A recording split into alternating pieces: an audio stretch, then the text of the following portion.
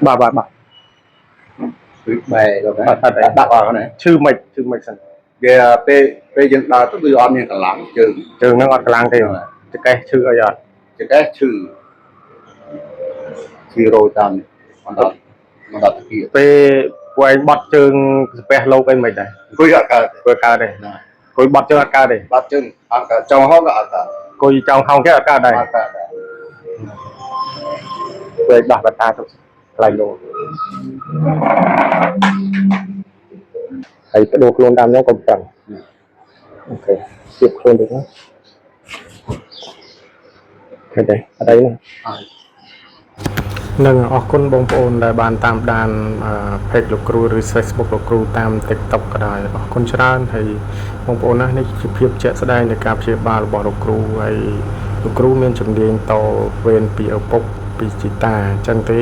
ការព្យាបាលរបស់គ្រូគឺមានបច្ចេកទេសត្រឹមត្រូវជាគឺដឹងតែជាតែម្ដងការព្យាបាលនេះគឺបងប្អូនមិនបាច់បារម្ភទេ1ដឹង1 2ដឹង2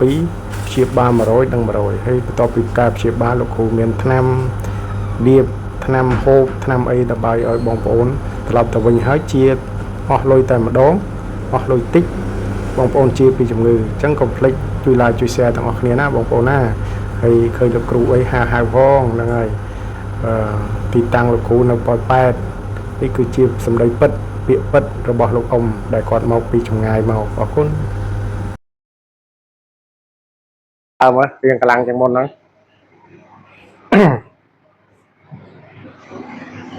quayលើកតុកនេះមកកាលមុនលើកតុកឲ្យរួចអត់មិនកម្លាំងជាងមុនទេគ្រាន់ជាងមុនឥឡូវធូរមែនទេមិនក្តាប់ឥឡូវដើរមើលរៀងស្លាស់ជាងមុនទេ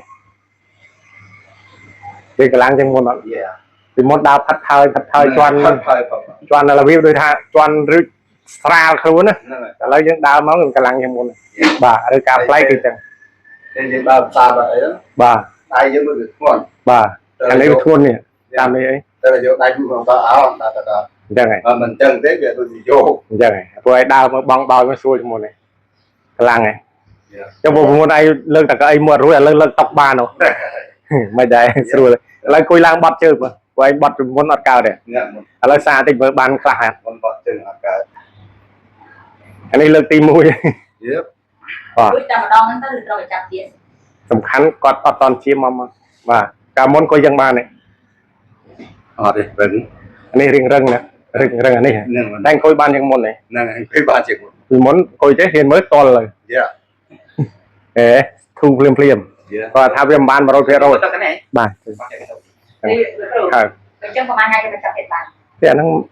សំខាន់គាត់ប៉ុន្តែការព្យាបាលត្រូវតែព្យាយាមរយៈពេល3ឬ4ដងអូខេអញ្ចឹងប្រហែលថ្ងៃមកម្ដងបានដែរណាបាទអញ្ចឹងបើថាមួយថ្ងៃមកម្ដងក៏វាល្អឬ2ថ្ងៃមកម្ដងក៏បានល្អសំខាន់ធូរហើយធ្វើតាមខ្ញុំជឿអត់អីនេះហើយណាតែតាមរោគ